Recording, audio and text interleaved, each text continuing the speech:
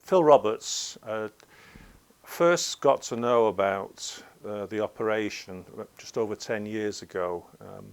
I play football on a regular basis, and I was struggling for about 18 months, progressively got worse. I used to play football to a reasonable level, but I chose a more exciting career. I chose to be a chartered accountant. And I was going to have a hip replacement operation, but the concern that I was told that if I had a hip replacement that I wouldn't be able to play football again. And a partner of mine saw an article in the Sunday Times which said that there was an alternative operation, a hip resurfacing operation by a Mr McMinn in Birmingham.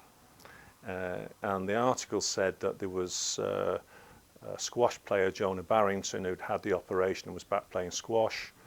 There was also a wrestler who was also back wrestling, so I felt that I'd go and see Mr McMinn and see whether or not he could possibly operate and I could start playing football again.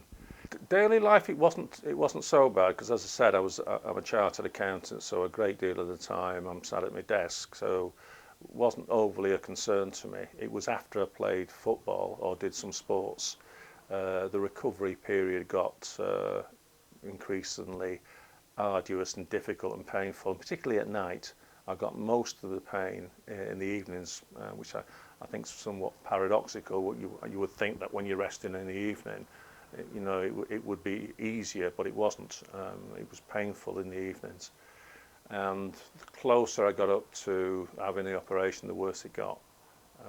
To the end, I was starting to miss a few games, which wasn't like me at all. It was just so painful afterwards, particularly when I got beat. I mean, that was always a worry. So I had the operation virtually 10 years to the day, and since then I've been back playing five-a-side regularly, and I've also started to play, after about 18 months, 2 years, started playing 11-a-side.